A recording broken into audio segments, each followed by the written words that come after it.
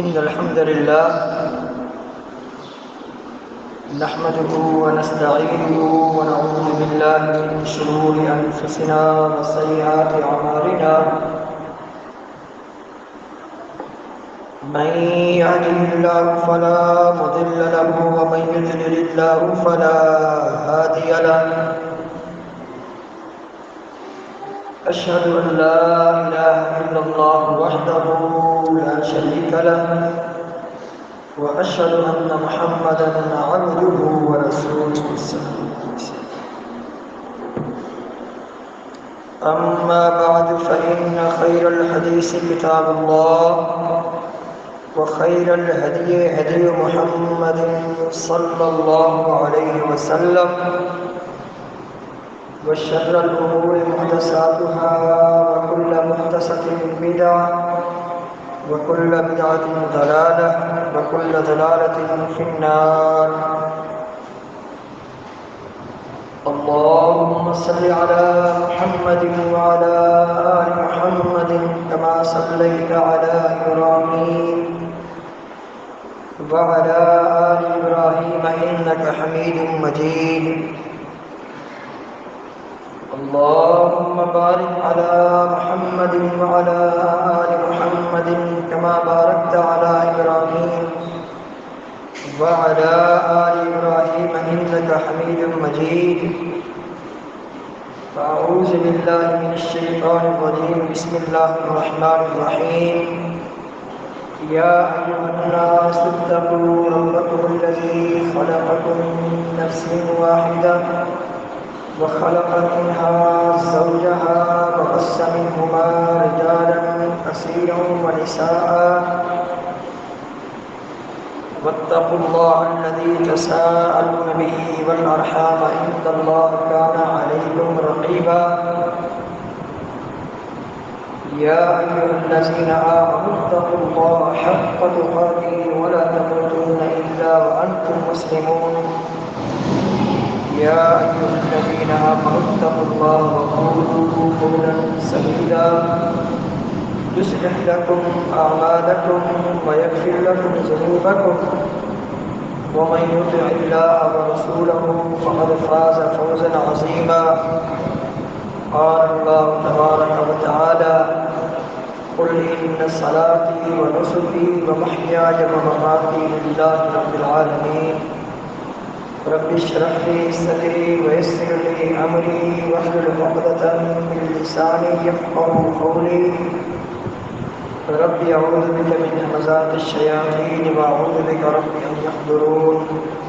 سبحانك لا علم لنا إلا ما علمتنا إنك أنت العليم الحكيم.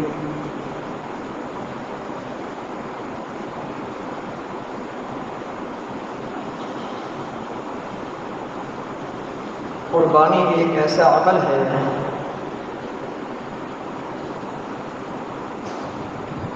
جس کے ذریعے ایک مسلمان اللہ تعالیٰ کا قرب حاصل کرنے کی کوشش اور ترغیب میں لگا رہتا ہے. اس کی یہ کوشش اور کاوش ہوتی ہے کسی نہ کسی طرح مجھے اللہ تعالیٰ کی نزدیکی اور اللہ تعالیٰ کا قرب حاصل ہو جائے.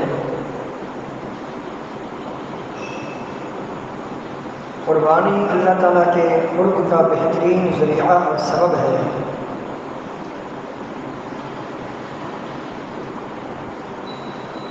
اللہ تعالیٰ کے نزدیک ہونا، اللہ تعالیٰ کے قریب ہونا اور اللہ تعالیٰ کے قرب کا حاصل ہو جانا بہت بڑی خوش نصیبی اور خوش بختی ہے، سعادت مندی ہے.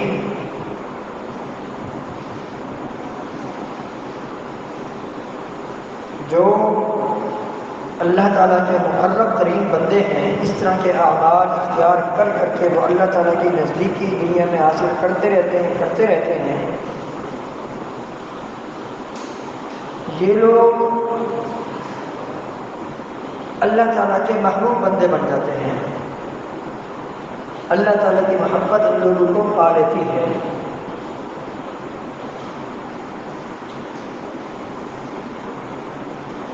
تو قربانی بھی ان اعمال میں سے ایک عمل ہے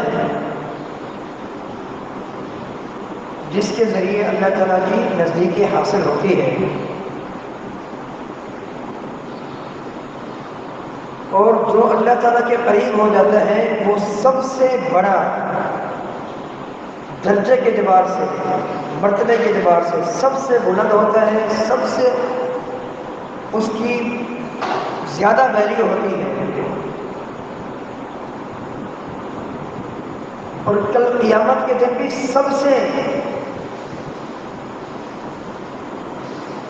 بہترین بندے، جنت کے اعلیٰ سے اعلیٰ درجات آنے والے بندے یہی لوگ ہوں گے۔ اللہ تعالیٰ کا فرمان والسابقون السابقون اولئک المقربون،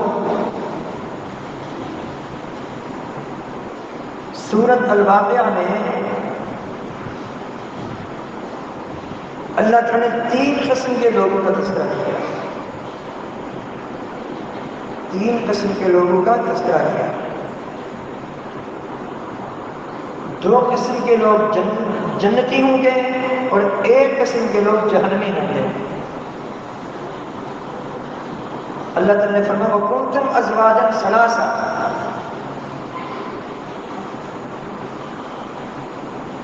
اور تم 3 گروہوں میں کل قیامت کے دن تقسیم ہو گے، 3 گروہوں میں، 3 ٹولیوں میں۔ نمبر 1 فَأَصْحَابُ الْمَيْمَنَةِ،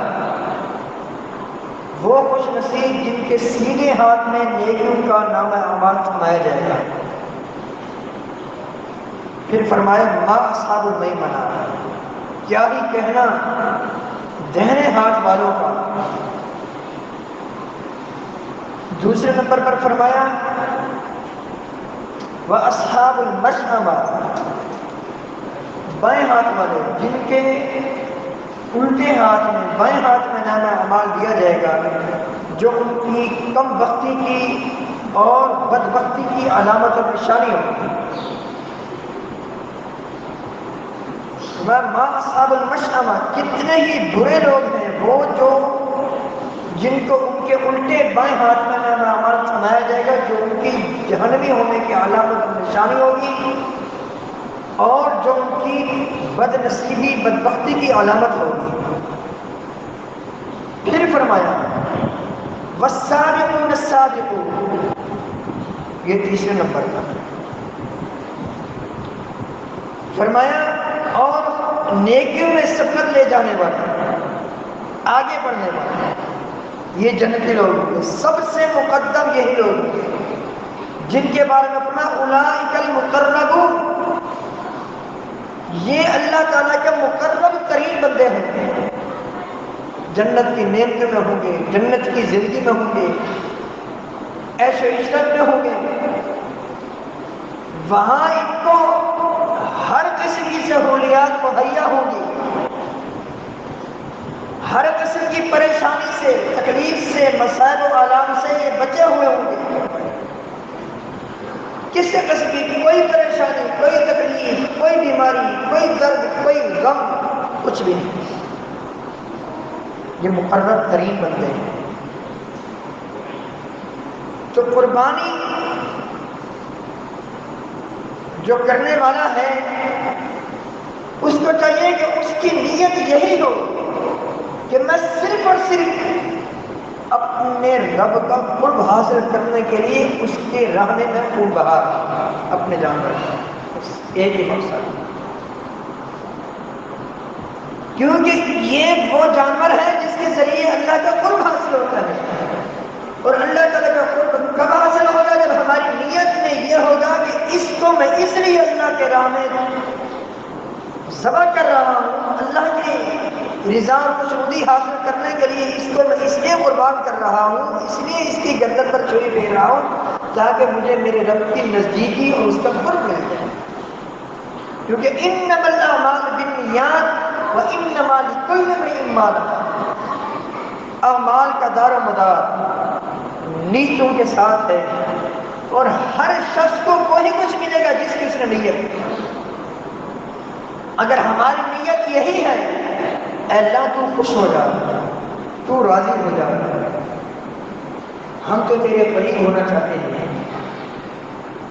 ہمیں اپنی رحمت کی آغوش میں لے لے، ہمارے عیوب پر پردہ ڈال دے، ہمارے گناہوں کی مغفرت فرما، ہم تیری نزدیکی حاصل کرنا چاہتے ہیں، اس کے لیے ہماری یہ نیت ہے۔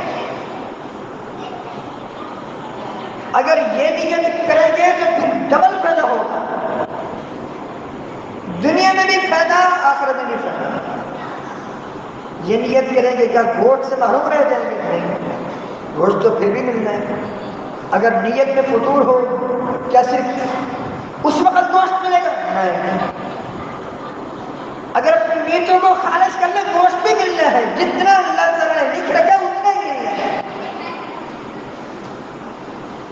نیت میں اگر اخلاص ہوگا، ریاکاری نہیں ہوگی، تقویٰ ہوگا، پرہیزگاری ہوگی، اس کا فائدہ ہی فائدہ ہے۔ دنیا میں فائدہ یہ ہوگا، یہ اللہ تعالیٰ کی رضا کے لیے، یہ اللہ تعالیٰ کے راستے میں دے رہے ہیں، اللہ تعالیٰ مال میں برکت فرمائے گا، عمر میں برکت فرمائے گا، تکلیفیں ٹلیں گی، مصیبتیں ٹلیں گی، مصائب و آلام ٹلیں گے۔ اللہ تعالیٰ کا فرمان وَمَا أَنفَقْتُم مِّن شَيْءٍ فَهُوَ يُخْلِفُهُ وَهُوَ خَيْرُ الرَّازِقِينَ۔ تم جو بھی اللہ کے راستے میں خرچ کرو، یہ اللہ کے راستے میں خرچ کرنا ہے نا، قربانی اللہ کے راستے میں خرچ کرنا ہے۔ اپنے مال کے ذریعے بندہ جانور خریدتا ہے، اللہ تعالیٰ کی رضا کے لیے قربان کر دیتا ہے۔ تو جو بھی تم خرچ کرو فَهُوَ يُخْلِفُهُ، اللہ تعالیٰ نے اس کا بدلہ تمہیں فوری دے دینا ہے، دنیا میں بھی آخرت میں بھی۔ تو اللہ کے راستے میں یہ مال خرچ کرنا ہے۔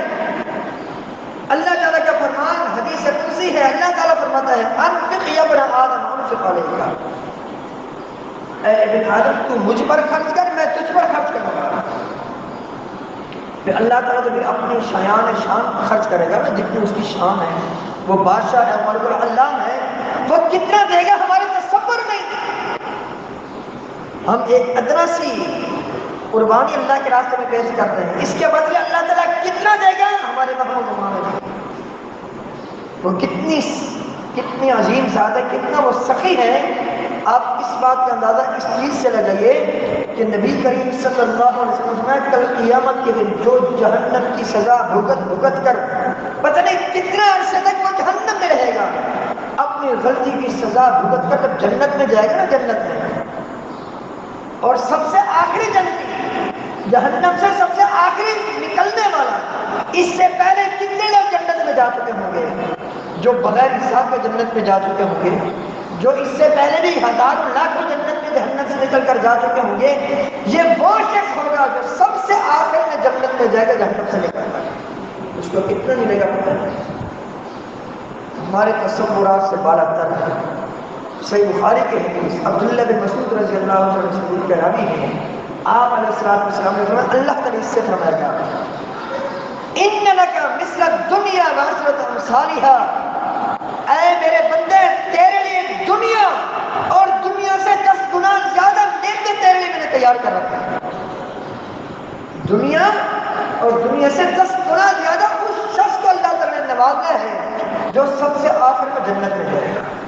یہ تو وہ مالک العلام ہے جس کی رضا خوشنودی حاصل کرنے کے لیے ہم نے ہلکا سی نذرانہ اس کی بارگاہ میں پیش کرنا ہے، تاکہ وہ ہماری خطاؤں کو معاف فرمائے، ہماری غلطیاں معاف فرمائے، تاکہ ہماری عمر میں، ہمارے مال میں، ہمارے بچوں میں، ہمارے گھرانے میں برکت نازل ہو، تاکہ اللہ تعالیٰ کی خوشنودی اور اللہ تعالیٰ کا قرب حاصل ہو، اللہ تعالیٰ کی خوشنودی ملے۔ تو وہ بڑی عظیم ذات ہے۔ یہودی نے کہا تھا، اللہ تعالیٰ کی گستاخی کرتے ہوئے، ید اللہ مغلولہ، نعوذ باللہ، اللہ تعالیٰ کے متعلق کہا اللہ تعالیٰ کے ہاتھ بند ہیں، اللہ تعالیٰ نعوذ باللہ مغنی ہے، اللہ یعذ باللہ۔ اللہ تعالیٰ نے جواب دیا بل یداہ مبسوطتان ينفق کیف یشاء، اللہ تعالیٰ یہ دونوں ہاتھ فراخ ہیں، جتنا چاہتا ہے جب چاہتا ہے وہ خرچ کرتا ہے، اس کے دونوں ہاتھ فراخ ہیں، وہ دونوں ہاتھوں سے خرچ کرتا ہے۔ فرمایا اگر پوری مخلوقات، کیا انسان کیا جن، سارے انسان سارے جن ایک میدان میں جمع ہو جائیں، ایک میدان میں اپنا منہ مانگا، جو کچھ مانگنا چاہتے ہیں مانگے، ہر ایک کو میں ان کے منہ مانگی نعمتیں دے دوں، تمام کے تمام ان انسانوں کو جو دنیا سے جا چکے وہ بھی زندہ ہو کے آ جائیں، جنوں کو جو فوت ہو چکے وہ بھی زندہ ہو کے آ جائیں، ابھی موجودہ قیامت تک جس نے آنا ہے سب ایک ہی میدان میں جمع ہو۔ یہ سارے کے سارے انسان اور جن جتنا مانگنا چاہتے ہیں، جتنا جی میں مانگے، سب کو میں ان کے منہ مانگے ان کو انعامات دے دوں، منہ مانگی چیزیں اپنی نعمتوں میں سے دے دوں، تب بھی میرے خزانے میں اتنا بھی کمی نہیں ہوگی جتنا کسی سمندر میں سوئی ڈبونے سے ایک قطرہ کم ہو جاتا ہے۔ اللہ تعالیٰ فرماتا ہے اتنا بھی میرے خزانے میں کمی واقع نہیں ہوگی۔ وہ تو اتنے بڑے خزانوں کا مالک ہے، اس مالک کی خوشنودی اگر ہمیں مل جائے تو کیا ہی کہنا، اس کا قرب مل جائے، اس کی نزدیکی مل جائے، اس کی رضا مل جائے۔ اصل مقصد یہی ہے اور یہی مقصد ہونا چاہیے ہماری قربانیوں کا۔ اگر ریاکاری ہے، دکھلاوا ہے، گلی میں اس وجہ سے اپنے جانور کو گھمایا جا رہا ہے تاکہ نمود و نمائش ہو، تاکہ لوگوں کو پتہ چلے میں نے کتنا بڑا جانور لیا، لاکھوں کا جانور لیا، کروڑوں کی قربانی کر رہا ہوں، تاکہ لوگ دیکھیں میری واہ ہو، یاد رکھیے یہ ساری چیزیں قربانی کے اجر کو ضائع کر سکتی ہیں۔ خدا را قربانی سے پہلے اپنے دل کو ضرور ٹٹولیے۔ جانور لیتے وقت بھی، جانور جب لے کے آ چکے ہیں، جب اس کی خدمت ہو رہی ہے اس وقت بھی، اور خاص کر جب وہ جانور ہم اس کی گردن پر جب چھری پھیر رہے ہیں اس وقت بھی اپنے دل کو ضرور ٹٹولیے، اپنے دل کو چیک کیجیے، کہیں ایسا نہ ہو ہماری معمولی سی کوتاہی کی وجہ سے ہمارے لاکھ روپے ضائع ہو، اللہ نہ کرے۔ تو قربانی کرنے کی بڑی فضیلت ہے۔ وقت کے عظیم پیغمبر ابراہیم علیہ السلام نے اپنے بیٹے اسماعیل علیہ السلام کی گردن پر جب چھری پھیری، اللہ تعالیٰ کا کرنا یہ ہوا جنت سے دمبل بھیجا، اللہ تعالیٰ نے جبریل علیہ السلام کے ذریعے دمبے کی گردن پر چھری پھیری، قربانی گویا کہ ابراہیم علیہ السلام کے اللہ نے قبول فرما لی۔ یہ ازمائش اللہ تعالیٰ نے ابراہیم علیہ السلام کے اس میں کامیاب فرمایا۔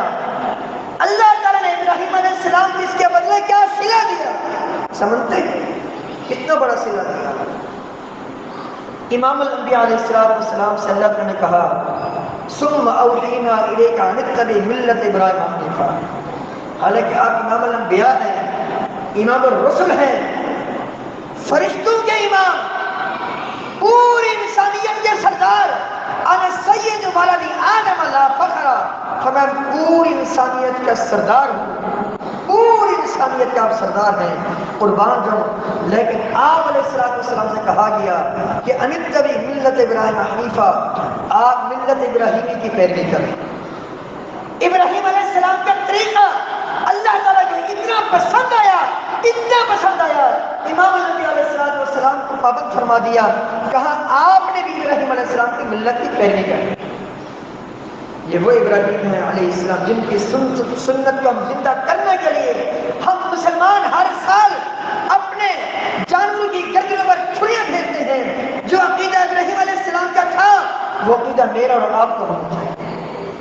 جو ایمانی غیرت، جو عقیدہ کی غیرت ابراہیم علیہ السلام کے دل میں تھی، وہی غیرت، وہی ایمانی غیرت، ان توحید کی محبت، شرک کی نفرت، اہل توحید سے محبت، اہل شرک سے نفرت، وہی جو ابراہیم علیہ السلام کے دل میں تھی میرے اور آپ کے دل میں ہونی چاہیے۔ اللہ اکبر۔ اللہ تعالیٰ نے ایک یہ مقام دیا کہ امام الانبیاء علیہ السلام سے کہا آپ پیروی کیجیے ان کے ملت کی۔ دوسرا واتخذ اللہ ابراہیم خلیلا، اللہ تعالیٰ نے ابراہیم علیہ السلام کی قربانی ایسے قبول فرمائی، ایسی قبول فرمائی کہ ابراہیم علیہ السلام کو اللہ تعالیٰ نے خلیل بنا دیا۔ خلیل کا مطلب یہ ہوتا ہے، خلیل کا مطلب یہ ہوتا ہے ایسی دوستی جس میں کسی قسم کا خلل نہ ہو، اور اس دوستی میں کسی قسم کی شراکت نہیں ہوتی. تمام انبیاء علیہ السلام میں سے صرف 2 برگزیدہ پیغمبر ایسے ہیں جن کو اللہ تعالیٰ نے خلیل بنایا. ایک ابراہیم ہے علیہ السلام، دوسرے امام الانبیاء محمد رسول اللہ صلی اللہ علیہ وسلم ہے. یہ 2 پیغمبر ایسے ہیں جن کو اللہ نے خلیل بنایا اور خلت کے درجے تک پہنچایا. نبی کریم صلی اللہ علیہ وسلم کے صحیح بخاری سے مسلم کی حدیث، آپ علیہ السلام نے فرمایا لو كنت متخذا خلیلا لاتخذت ابا بکر خلیلا. اگر میں اپنے صحابہ میں سے کسی کو خلیل بنانا چاہتا تو ابو بکر صدیق رضی اللہ عنہ کو خلیل بناتا. لیکن اب بات یہ ہے، حقیقت یہ ہے کہ مجھے میرے رب نے خلیل بنا لیا ہے اور میں نے اپنے رب کو خلیل بنا لیا ہے. اس وجہ سے اب میں نے اپنے رب کو خلیل بنا لیا ہے. اگر یہ بات نہ ہوتی تو میں ابو بکر صدیق رضی اللہ عنہ کو خلیل بناتا. کیسے؟ اتخذنی اللہ خلیلا، اللہ نے مجھے دوست بنا لیا. کیسے؟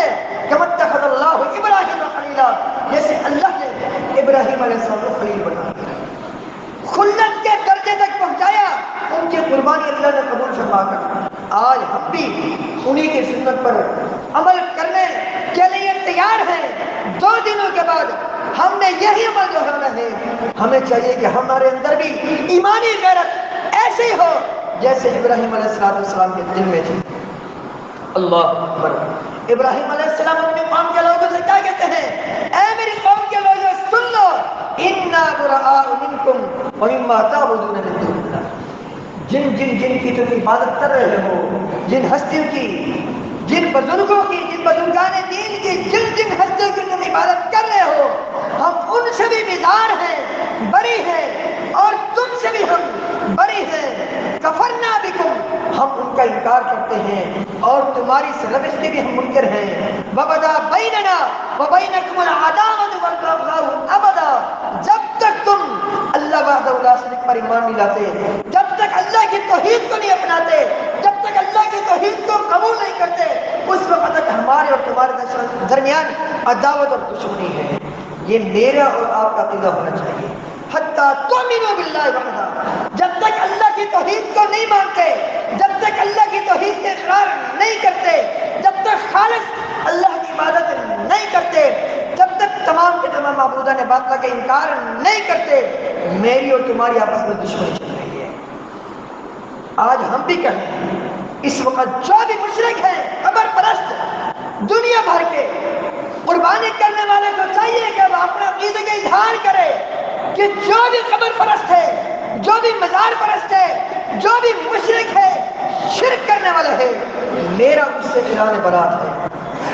اس کے عقیدے سے میں بری ہوں، اس کے عمل سے میں بری ہوں، اس کے اس منہج سے میں بری ہوں. میرا منہج یہ ہے کہ اکیلا حاجت روا مشکل کشا وہی ہے، داتا دستگیر وہی ہے، گنج بخش وہی ہے، غوث اعظم وہی ہے، وہی عبادت کے لائق ہے، وہی سجدے کے لائق ہے، وہی اس چیز کے لائق ہے کہ تمام کی تمام عبادت کے قسمیں اسی کے لیے اختیار کی جائے اور بس، اور کسی کے لیے نہیں. تو یہ قربانی سے بہت بڑا ہمیں درس مل رہا ہے. قربانی کرنے والے کو چاہیے قربانی سے پہلے 4 چیزیں ہمیشہ ذہن میں رکھیں. 4 چیزیں. پہلی چیز کہ قربانی کرنے والے کے دل میں ریاکاری نہ ہو، جیسے کہ ابھی بتائیں، اخلاص ہو. نبی کریم صلی اللہ علیہ وسلم کی صحیح مسلم کی حدیث، آپ علیہ السلام نے فرمایا ان اللہ لا ينظر الى صوركم ولا الى اموالكم ولكن ينظر الى قلوبكم واعمالكم. اللہ تعالیٰ تمہاری خوبصورتی کو نہیں دیکھتا، تمہارے مال کو نہیں دیکھتا. اللہ تعالیٰ کو تمہارے دل کا اخلاص چاہیے ہوتا ہے، اور تمہارے اعمال میں اللہ تعالیٰ کے پیارے محمد صلی اللہ علیہ وسلم کی پیروی چاہیے ہوتی ہے.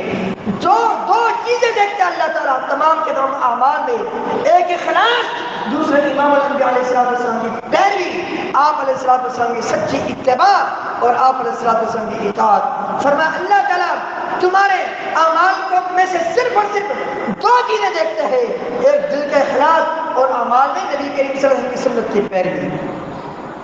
دوسری چیز قربانی کرنے والے کو چاہیے کہ قربانی سے پہلے کیونکہ نماز ہے وہ نماز کی پابندی کرے. کتنے قربانی کرنے والے ایسے ایسے ہیں لاکھوں کی قربانیاں لے کر آتے ہیں، ان کو نماز نہیں آتی، ان سے نماز کی دعائیں سننے نہیں آئیں گی، سال بھر میں وہ مسجد کا رخ نہیں کرتے، عیدگاہ میں پہنچے ہوئے ہوتے ہیں، اور وہاں بھی کیا ہوتا ہے، جیسے عید کی نماز ہوتی ہے فوری قربانی کی طرف چلے جاتے ہیں۔ پہلے یاد رکھیں پہلے نماز ہے، اور عید کی نماز جو عید کے خطبہ میں شریک ہوتا ہے اس کو شریعت نے یہی ذہن دیا ہے، کاش کہ ہم شریعت کی حکمت کو سمجھتے۔ نبی کریم صلی اللہ علیہ وسلم کے بارے میں آتا ہے آپ سب سے پہلے عید کے دن عیدگاہ میں جب جاتے سب سے پہلے آپ عید الاضحیٰ ہو یا عید الفطر ہو عید کی 2 رکعتیں پڑھتے، بعد میں خطبہ دیتے ہیں۔ گویا کہ ہمارا یہ ذہن بنایا گیا قربانی بعد میں ہے، خطبہ بعد میں ہے، بیان بعد میں ہے، پہلے نماز ہے۔ تو قربانی کرنے والے کو چاہیے اگر وہ یہ چاہتا ہے مجھے قربانی کا اجر ملے، میری لاکھوں کی قربانی کا اجر جو میں نے لاکھوں کی قربانی خریدی ہے اس کا اجر ضائع نہ ہو، تو وہ پہلے نمازی بنے، قربانی کا نمبر بعد میں ہے۔ اللہ تعالیٰ کا فرمان فصلی، آپ نماز پڑھیے لربک کا، اپنے رب کے لیے، منحر اور قربانی کے لیے۔ تو یہاں بھی پہلے نماز کا تذکرہ ہے پھر قربانی کا تذکرہ ہے۔ تیسری چیز، قربانی کرنے والے کو چاہیے کہ اس کے تمام کے تمام اعمال سنت کے مطابق ہوں۔ اگر اس کا بھی عمل سنت کے خلاف ہوا، وہ قربانی ہو وہ کوئی عمل ہو، اس کے عمل کو ریجیکٹ کر دیا جائے گا۔ صحیح بخاری کی حدیث، نبی کریم صلی اللہ علیہ وسلم کے پیارے صحابی ابو بردہ بن نیار رضی اللہ تعالیٰ عنہ، آپ علیہ السلام نے عید کا خطبہ پڑھایا، بعد میں پتہ چلا کہ اس صحابی نے عید کی نماز سے پہلے اپنے قربانی کے جانور پر چھری پھیر کر اور اس کو ذبح کر کے گوشت کھا کے تقسیم کر کے آتا ہے۔ امام الانبیاء علیہ السلام نے اپنے سادگی اخلاص کو نہیں دیکھا، مخلص تھا، نبی کریم صلی اللہ علیہ وسلم کا سچا پیروکار، سچا غلام، آپ کا نوکر۔ آپ علیہ السلام کو جب پتہ چلا اس نے عید کی نماز سے پہلے قربانی کی، آپ علیہ السلام نے فرمایا دل کا شاد کا شاد لحم، یہ عام دنوں میں جو قصائی بکریاں کاٹتے ہیں نا، عام دنوں میں جو قصائی بکریاں کاٹتے ہیں، اس کی حیثیت اس سے بڑھ کر کچھ بھی نہیں۔ یہ عام دنوں میں کٹنے والی بکری کی حیثیت یہ رکھتے ہیں قربانی کا جانور، حالانکہ قربانی کی نیت کی، اخلاص کی ہے، کرنے والا مومن ہے، نبی کریم صلی اللہ علیہ وسلم کا سچا غلام ہے، لیکن کیونکہ آپ کی سنت کے ساتھ اس کی قربانی میچ نہیں، آپ نے فرمایا یہ قربانی نہیں۔ تو قربانی کرنے والے کو چاہیے کہ اس کی زندگی بھر نبی کریم صلی اللہ علیہ وسلم کی سچی غلامی میں گزرے، آپ کی اطاعت میں گزرے، آپ کی اتباع میں گزرے۔ یاد رکھیے ابو بکر صدیق رضی اللہ عنہ کا قول، ان کا فرمان ہمیشہ اپنے ذہن میں رکھیے۔ ایک موقع پر ابو بکر صدیق رضی اللہ عنہ فرماتے ہیں اگر پوری زندگی سے، بخاری میں ان کا قول موجود ہے، اگر پوری زندگی میں نے کبھی کسی وقت نبی کریم صلی اللہ علیہ وسلم کی بات کو چھوڑ کر، نبی کریم صلی اللہ علیہ وسلم کی بات کو، آپ کے فرمان کو چھوڑ کر اگر میں نے ادھر ادھر دیکھا، کسی اور کی بات لے لی، اپنی رائے کو دخل دیا، تو مجھے یہ ڈر ہے میرا دل ٹیڑھا نہ ہو جائے۔ یہ کون ہے؟ خلیفۃ المسلمین ہے ابو بکر صدیق رضی اللہ تعالیٰ عنہ، جن کے فضائل قرآن پاک میں بیان ہوئے، بار بار بیان ہوئے، لیکن قربان جاؤں عقیدہ کیا ہے، نظریہ کیا ہے۔ اگر پوری زندگی میں کبھی کسی وقت نبی کریم صلی اللہ علیہ وسلم کی کسی موڑ میں نافرمانی بھول کر بیٹھوں، مجھے ڈر ہے کہ کہیں ایسا نہ میرا دل ٹیڑھا ہو جائے، تو میرے اور آپ کی پھر کیا حیثیت ہے۔ تو چوتھی چیز جو قربانی کرنے والے کو اختیار کرنی چاہیے وہ ہے اس کی قربانی تب قبول ہوگی جب اس کی جو اس نے قربانی لی ہے وہ حلال مال سے جانور خریدا ہو، پیسے حلال کے ہوں، پیسے سود کے نہ ہوں، فراڈ کے نہ ہوں، دھوکہ دے کر کسی کو پیسے نہ لیے ہوں، کسی کا حق مار کر پیسے نہ ہڑپ کر کے اس کی قربانی لے کر آ گیا ہو۔ اگر حرام کی قربانی ہے، حرام کے پیسے سے خریدا گیا جانور، وہ لاکھوں میں کیوں نہ ہو، وہ کروڑوں کی قربانی کیوں نہ کرے، جب تک اس کے پیسے حلال کے نہیں ہوں گے جس سے وہ قربانی خرید رہا ہے، اس وقت تک اس کی یہ قربانی قبول نہیں۔ اللہ تعالیٰ کا فرمان، یا ایھا الذین آمنوا وانفقوا من طیبات ما کسبتم ومما رزقناکم، اے ایمان والو پاک چیزوں میں سے خرچ کرو جو اللہ نے تمہیں پاک دیا ہے، ولا تیمموا الخبیث منہ تنفقون، ردی اور حرام مال خرچ نہ کرو، یہ قبول نہیں ہوگا۔ ان اللہ طیب لا یقبل الا طیبا، اللہ تعالیٰ صرف اور صرف پاک مال کو، حلال مال کو قبول فرماتا ہے، پسند فرماتا ہے۔ قربانی کرنے والے کو چاہیے کہ قربانی کا جو جانور وہ خرید رہا ہے اس کا کھانا حرام کا ہو، حرام کا نہ ہو، پینا حرام کا نہ ہو، اس کا پہننا حرام کا نہ ہو، بلکہ اس کا کھانا حلال کا ہو، پینا حلال کا ہو، پہننا حلال کا ہو۔